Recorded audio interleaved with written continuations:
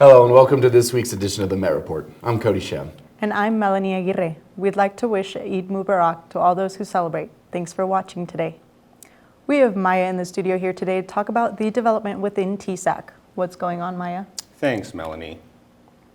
Being a representative means being a voice for an elected community, and it means being an advocate and being engaged in issues that you were voted in to address, or at least it used to.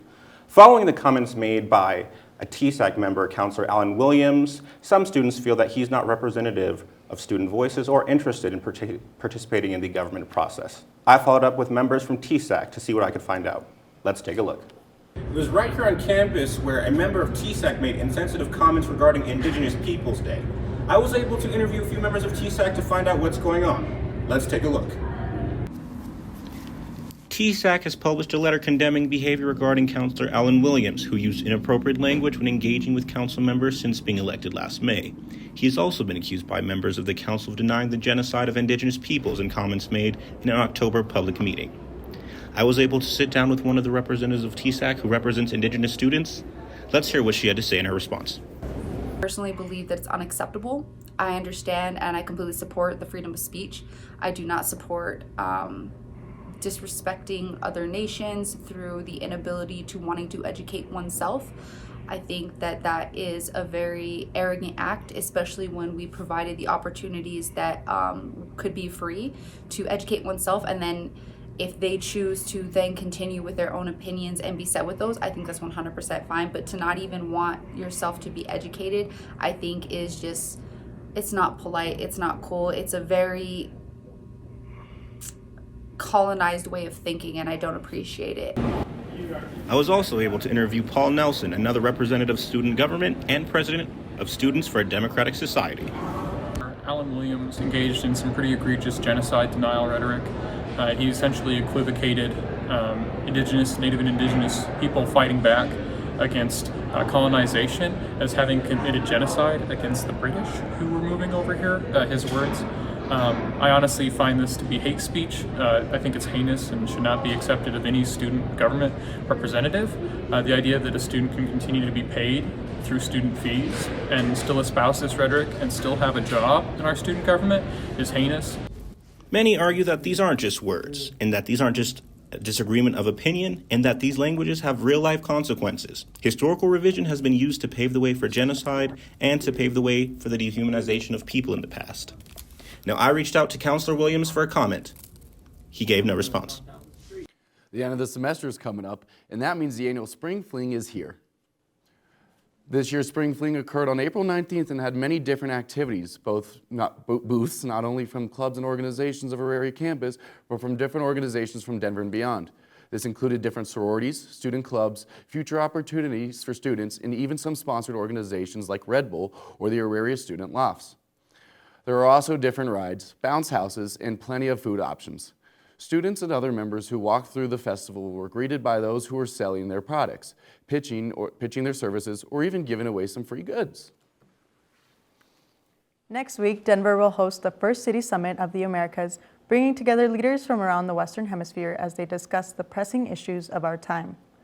President Biden announced the summit last year in an effort to convene governors, mayors, and other officials from cities in the Americas to have discussions about topics such as crime, climate change, public health, and immigration.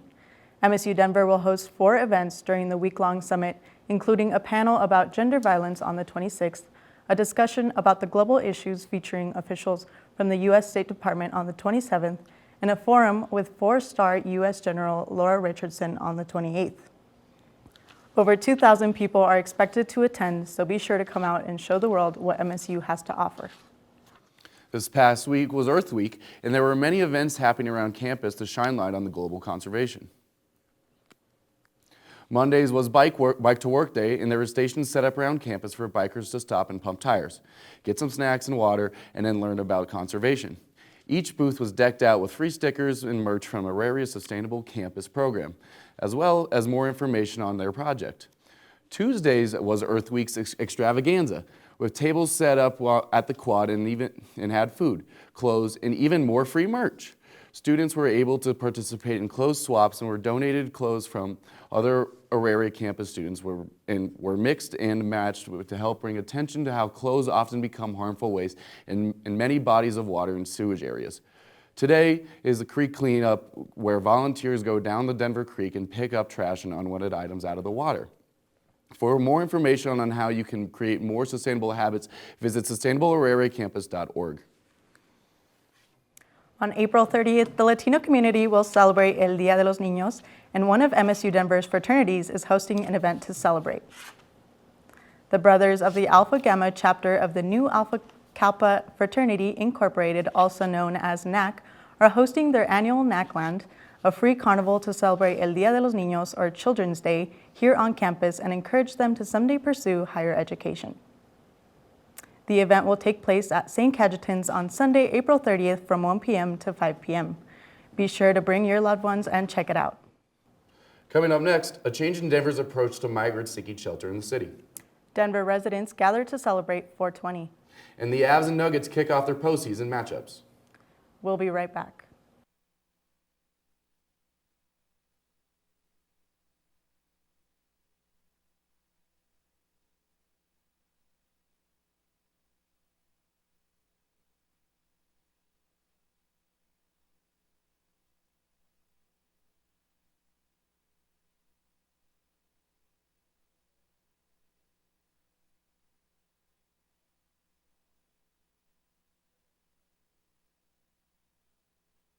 Dad? Being a dad can be transformative, but also a lot of fun. Help prepare your little monster for the outside world. Encourage their interests. Support their growth. Walk them through new relationships. He's perfect. Whatever you say. And prepare them to stand on their own 2 feet. So much of the good in my life is because of you. Never stop being a dad.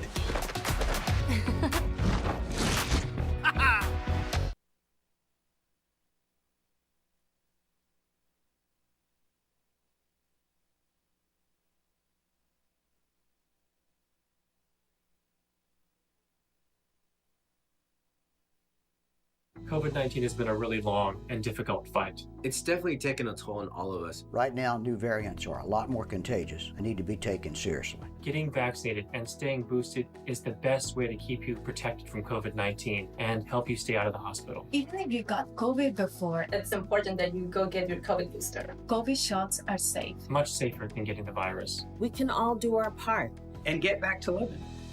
You can go to getvaccineanswers.org for more information.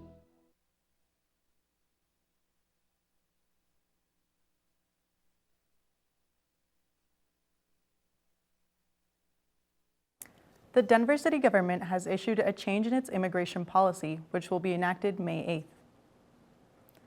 In just a couple of weeks, migrants seeking emergency shelter in the city will have to meet with immigration officials first as a way of ensuring funds from the federal government. The number of immigrants coming to Colorado has grown immensely in recent years, with more than 6,000 coming to Denver alone in the first few months of 2023. The vast majority of these immigrants are coming across from the southern border. This shift away from welcoming all migrants into Denver's emergency shelter comes after a move by the Biden administration to restrict illegal immigrants from several Latin American countries from applying for asylum. Gun violence is at the center of many of our political debates. Our reporter Maya Intep was at the Capitol again to give a rundown on upcoming policies to look forward and informed on. I'm here at the Colorado Capitol where a policy is being introduced into the Senate to ban assault weapons. I was able to sit in on the legislative testimony to hear the input of constituents across Colorado. Let's take a look inside. On Wednesday, Coloradans from across the state overflowed the committee test rooms in the Colorado State Capitol.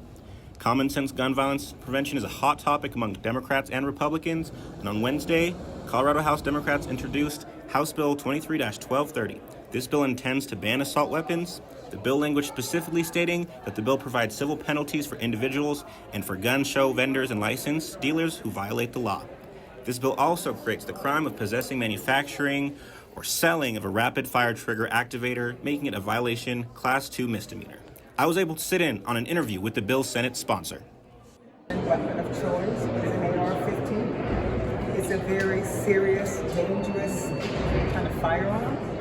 And with a short amount of time, because of the rapid fire, someone can shoot someone, more than one person, in a short amount of time. And in communities of peace, like in Colorado, there's no need to have those kinds of firearms. With Colorado Democrats controlling the majority of the House, Senate, and executive branch, there is a chance that this legislation could pass and eventually be signed on to the governor. For more information as this policy progresses, or for more information to find your local legislator, go to www.ledge.colorado.gov.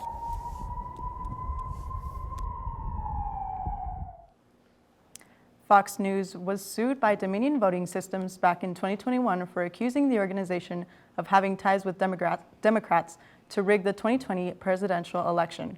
Now they have reached a settlement. Fox News agreed to settle to $787.5 million with Dominion, nearly half of what Dominion originally sued for, which was originally $1.6 billion.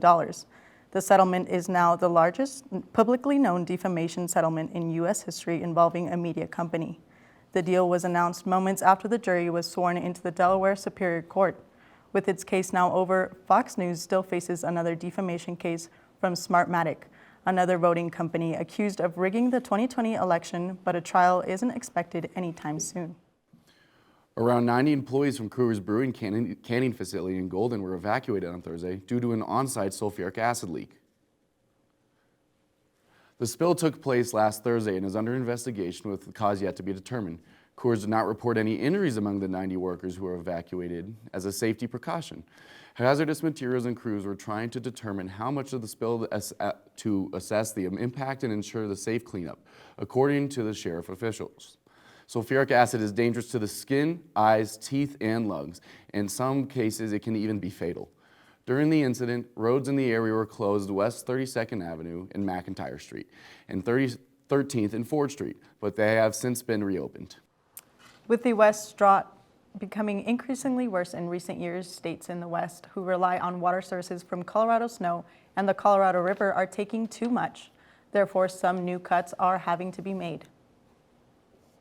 No clear agreements have been ratified, but the Biden administration has offered a couple ideas for these cuts.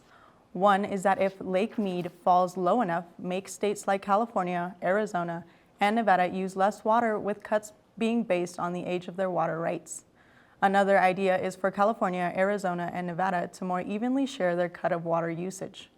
States, tribes, and others who use this water supply are to comment by May 30th before the federal government makes a final decision. It's been slowly getting warmer out there, but can we expect such nice temps through the weekend? Noah Block is outside to give us our weather report. Thanks, Cody.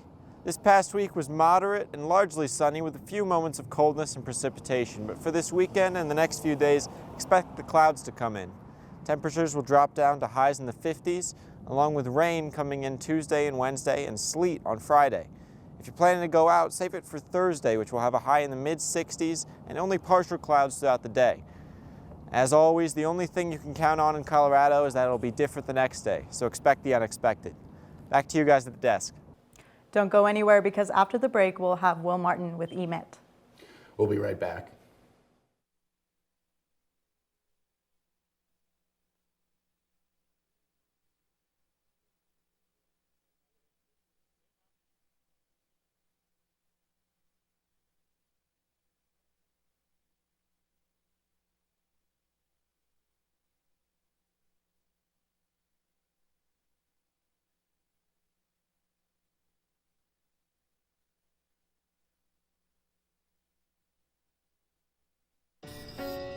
I'm a first-generation Filipino American.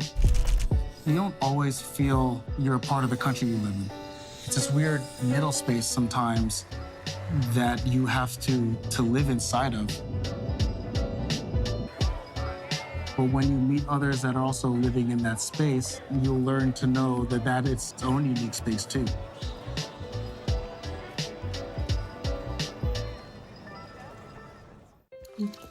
Okay, here we go. 3, 2. 3, 2, 1. COVID-19 has been a really long and difficult fight. So when we start talking about COVID, I completely get it. It's frustrating. We've all been impacted one way or another. The fight against COVID is also changing really quickly. And it's sometimes really hard to keep up. So here are a few things we know. We are not fighting the same virus from 2020. Right now, new variants are a lot more contagious and need to be taken seriously. Getting vaccinated and staying boosted is the best way to keep you protected from COVID-19 and help you stay out of the hospital. Even if you got COVID before, It's important that you go get your COVID booster. COVID vaccines are safe, Much safer than getting COVID-19. We all want this to end sooner than later. so go ahead and do things. Go out and live your life, but get vaccinated. Stay boosted. We can all do our part. And get back to living. You can go to getvaccineanswers.org for more information.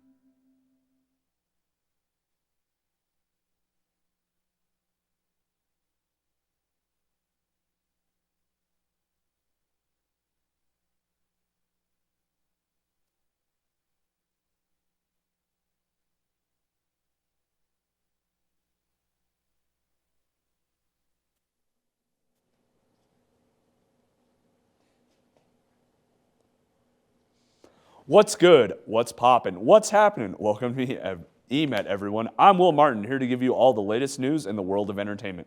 Looks like wedding bells are around the corner for yet another celebrity couple, Stranger Things actress Millie Bobby Brown and her boyfriend Jake Bon Jovi.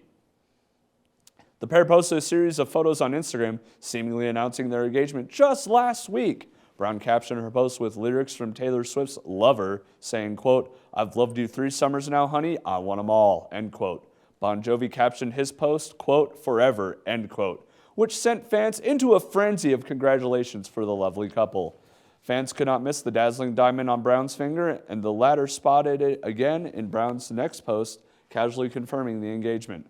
On Twitter, the use of the phrase, "she's 19," began to trending in reference to the actress's age.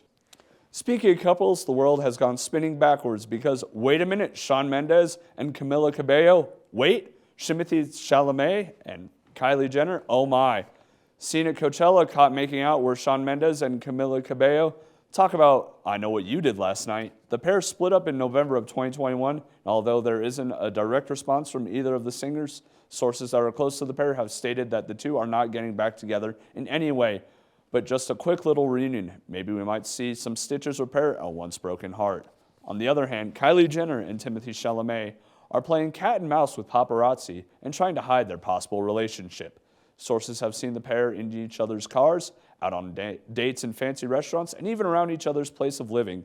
I guess we have to stay tuned until we learn more. Right. Thursday, April 20th is recognized worldwide as 420, a day to celebrate the cannabis plant, also known as marijuana, pot, weed, and many other names. Our reporters went to the annual 420 festival in Civic Center Park to see if it's true that where there's smoke, there's fire. The phrase 420 and its connection to cannabis culture are rooted in the 1970s with a group of teenagers who established a club based around smoking marijuana at 4:20 p.m. behind their school in San Rafael, California. Since then, the number has become synonymous with getting high, meaning that April 20th is the day that the largest number of cannabis appreciators gather in Denver to share in their appreciation. Colorado made history in 2012 by being the second state to approve legal recreational marijuana and the first to implement such a law. So while there may be some restrictions on who and where you can light up, Denver is still a haven for stoners all across the state and beyond. Headliner of this year's 420 festival here in Civic Center Park was rapper Rick Ross, accompanied by performers including Waka Flocka Flame, Cash Page, and Fivio Foreign. Attendance was somewhere in the thousands, making it one of the biggest events of the year for the downtown park.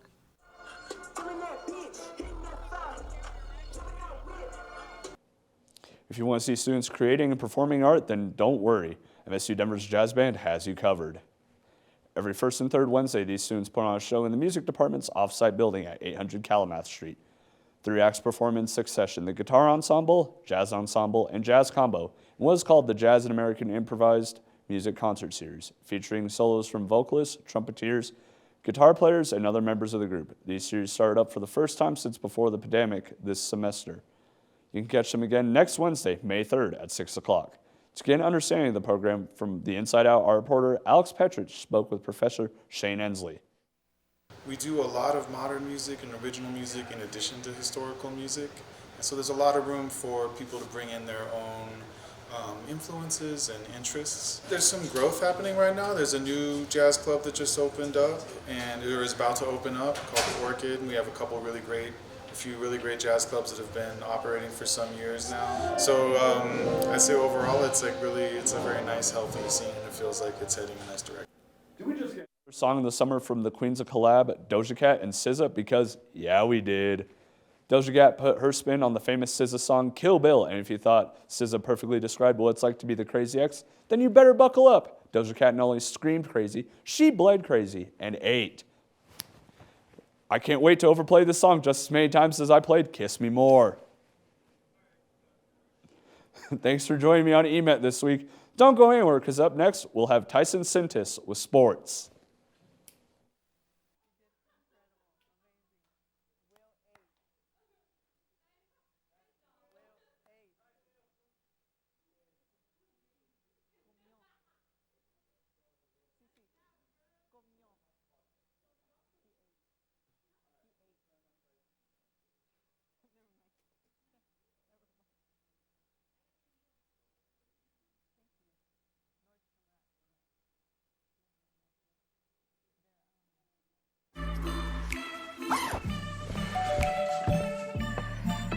Yo, camping buddy.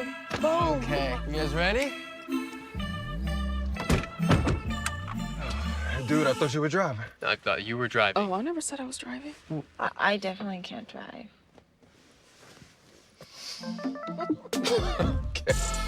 If you're high, just don't drive. It's illegal everywhere. If you feel different, you drive different. All right, let's try this. COVID has been a really long fight, and it's been especially tough on kids. It's been a rough transition for all of us. Right now, as a father, I want to give the best tools to protect my kids. So what can we do to get back to that sense of normalcy? Every day, parents ask me if their child 5 and above should get vaccinated. The answer is absolutely yes. My own sons, who are 6 and 8 years old, had their COVID vaccine. It's an added layer of protection to keep kids from getting any type of severe illness or complications from a COVID infection. A lot of parents are also wondering if the vaccines are safe. Yes, it's safe and effective for children. Definitely safer than a COVID infection. Children get a smaller dosage than adults do. So if you have questions or concerns about the vaccine, that's okay. We're here to help. We have the tools we need to protect kids and help them stay healthy, and all get through this together.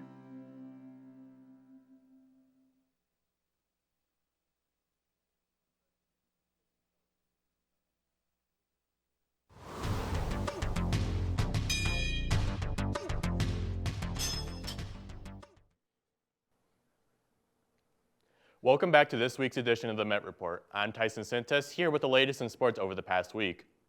With the 2022-2023 Roadrunners athletic season finishing up in the next couple of weeks, it's time for your 2023 Rowdy Awards show. Here's Trent Sanders to bring you this year's award nominees.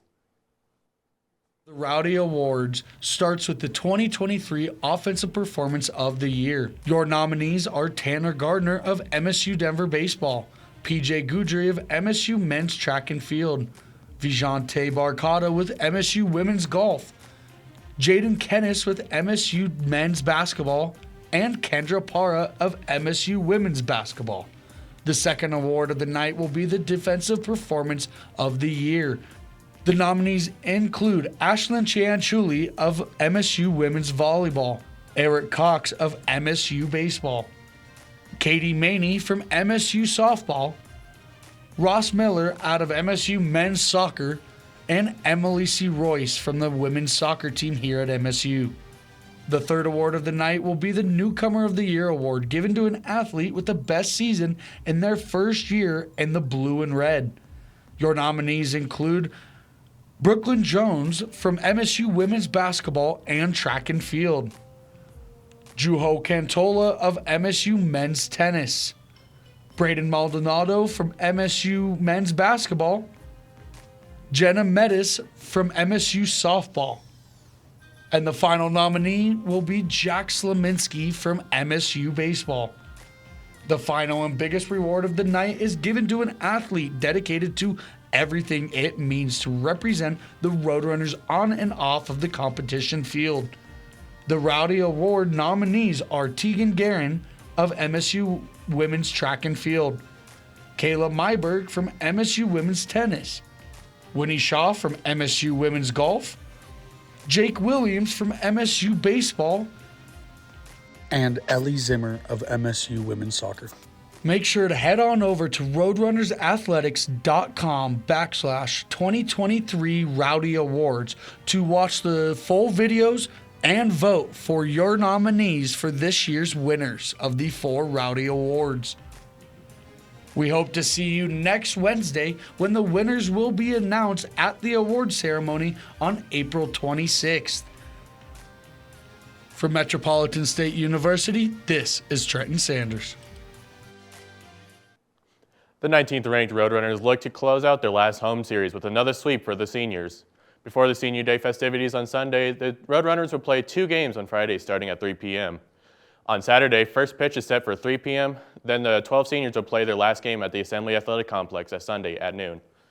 The Roadrunners stand at a 34-8 and second in the RMAC standings with 8 games remaining. Good luck to the MSU baseball team this weekend. Led by an explosive 40-point performance from point guard Jamal Murray, the Denver Nuggets now hold a 2-0 lead over the Minnesota Timberwolves, following a 122-113 win at home on Wednesday. Many will remember Murray's bubble performance during the 2020 season, where he dropped a 50 on the Jazz and led the Nuggets to 2 3-1 comebacks over Utah and the LA Clippers. 3 years later, Jamal is back and better than ever. Anthony Edwards' 41 points weren't enough to combat the Nuggets' scoring barrage led by Jamal Murray, Michael Porter Jr., and Nikola Jokic, who dropped 27, 9, and 9. The Nuggets will travel to Minnesota and hope to take a 3-0 series lead for the second time in franchise history. The defending Stanley Cup champions started their playoffs title defense this week, but it wasn't the start they were looking for. The Colorado Avalanche welcomed the Seattle Kraken for the first 2 games of their best-of-4 series. This is Seattle's playoff debut in their sophomore season. But the 2 teams seemed to switch roles when the puck dropped, with the Kraken dominating the Avalanche from beginning to end to get their first ever playoff win 3-1. The Avs started off slowly, but scored 3 straight goals to take the home ice win and send the series to Seattle. The series is now tied at 1 game apiece. The next game is Saturday at 8 p.m. The Colorado Rockies are off to a not-so-stellar start this year, and fans are beginning to show their disapproval. This past Wednesday, in a devastating 14-3 blowout loss for the Rockies, the lowest attendance in the past 10 years was observed at the Coors Field with only 18,511 fans at the game. The last time the Rockies had attendance that low was April 18, 2013, when there were only 18,341 fans in attendance. With the weather and record being abysmal to the start, hopefully both can pick up for the boys in the summer. Until then, fans can catch them April 28th through May 4th against the Arizona Diamondbacks and Milwaukee Brewers. Hopefully we can raise those attendance numbers in that homestead. All right, folks, that's all I got for sports this week. Back to you at the desk. Did you go to the spring thing at all? I did not. Did you? I did a little. I just checked out a couple of the tables. I thought it was a pretty good time. Yeah, I heard, and I yeah. heard they had like DJ and music and stuff, so it sounds like it was a good time. All the weather being nice, you kind of want to just be outside and do stuff like that, you know? Yeah, for sure. Well, that's all we got for this week. That's all we got for this week on the Met Report. Be sure to subscribe to our YouTube and follow us on Instagram, Twitter, and at mymetmedia.com. Have a great weekend, everyone.